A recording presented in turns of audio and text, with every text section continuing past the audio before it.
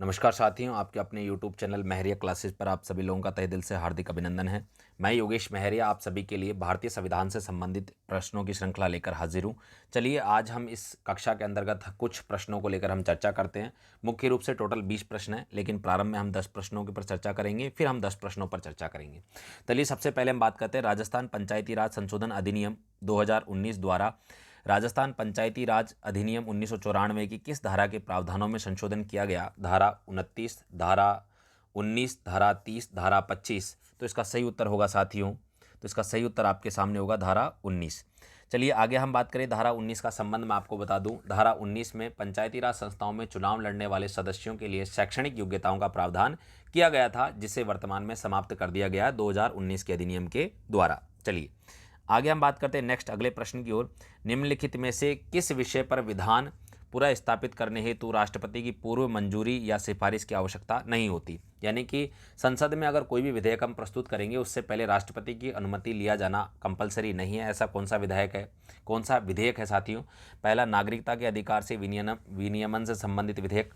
दूसरा, व्यापार स्वतंत्रता पर निर्बंधन अधिरोपित करने वाला राज्य विधेयक। तीसरा, वित्त विधेयक। चौथा, नए राज्यों के निर्माण या वर्तमान राज्यों की सीमाओं में परिवर्तन आदि से संबंधित विधेयक।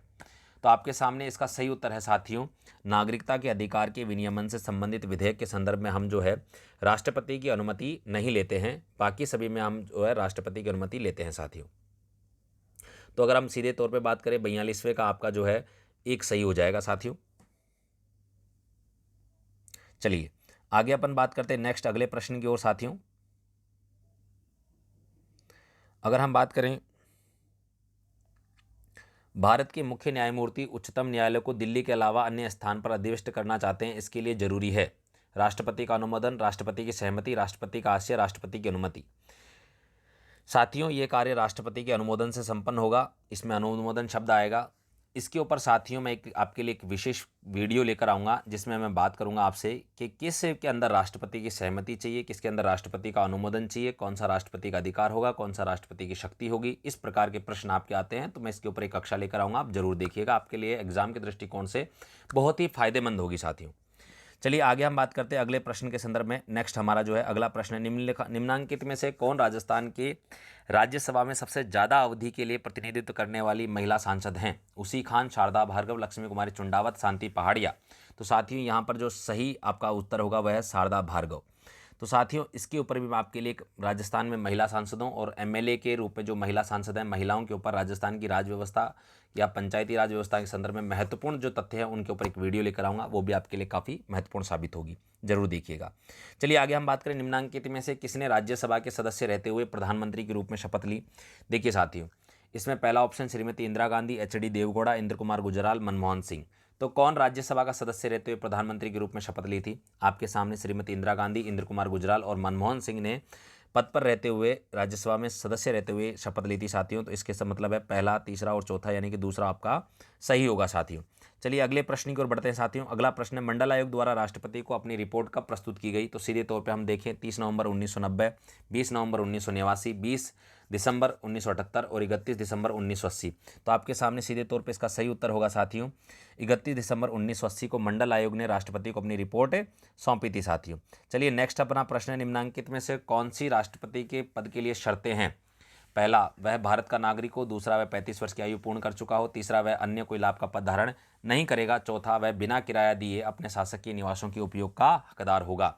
इसके अंतर्गत अगर अपन बात करें सही विकल्प कौन कौन से हैं साथियों, तो सही विकल्पों के संदर्भ पे अगर बात करें आप तो बताइए साथियों, तीसरा और चौथा सही होगा, क्योंकि ऊपर की दो हैं साथियों वो योग्यताएं हैं, शर्तें नहीं हैं। अनुच्छेद 58 में अगर हम बात करें योग्यताएं हैं और अनुच्छेद 59 में हम बात करें तो शर्तें हैं।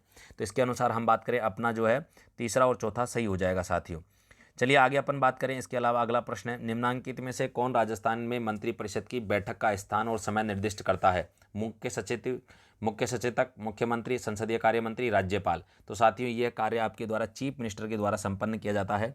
चलिए आगे हम बात करें, निम्नांकित में से कौन सा अनुच्छेद उसी अवस्था में प्रभावी होगा जब लोकसभा भंग न हो तथा उसका सत्रावसान न हुआ हो? ऐसी परिस्थितियों में 75(1), 75(2), 75(3) और 75(4) कौन सा अनुच्छेद प्रभावी होगा साथियों? तो आपका सही उत्तर होगा अनुच्छेद 75(3) प्रभावी होगा साथियों, क्योंकि आप सभी को पता है 75(3) में जो है आपके मंत्री सामूहिक रूप से लोकसभा के प्रति उत्तरदायी होते हैं, और लोकसभा के प्रति उत्तरदायी तभी हो सकते हैं जब लोकसभा सत्रावसान में हो, लोकसभा का सत्र चल रहा हो। चलिए अगला जो आपका प्रश्न है, भारत के संविधान में संशोधन प्रक्रिया के संदर्भ में कौन सा कथन सही है? तो अपन बात करें, पहला, संविधान संशोधन संसद के किसी भी सदन में इस प्रयोजन हेतु विधेयक प्रस्तापित करने के ही प्रारंभ किया जा सकता है। दूसरा, संविधान के संशोधन हेतु किसी विधेयक को संसद में प्रस्तापित करने के लिए राष्ट्रपति की पूर्व स्वीकृति आवश्यक है। तीसरा, राष्ट्रपति संविधान संशोधन विधेयक पर निषेधाधिकार का प्रयोग नहीं कर सकता। चौथा, संविधान संशोधन विधेयक पर संसद की संयुक्त बैठक नहीं बुलाई जा सकती। बिल्कुल सही है साथियों, आपका पहला, तीसरा और चौथा सही है, दूसरा आपका सही नहीं है, तो इसका आंसर हो गया दूसरा। चलिए साथियों, यानी कि हम बात करें पहला तीसरा सही है आपके सामने, तो इसका उत्तर आपके साथियों नीचे होगा, आपका पहला, तीसरा और चौथा सही है, तो मतलब आपका उत्तर हो गया 3 इसमें। ठीक है साथियों, तो अपन सीधे तौर पे हमने 10 प्रश्नों की बात की। 10 प्रश्नों की श्रृंखला हम अगली कक्षा में बात करेंगे। पहले आप इनको आनंद लीजिए, पढ़िए, देखिए कैसे आपके ये प्रश्न आए हैं साथियों।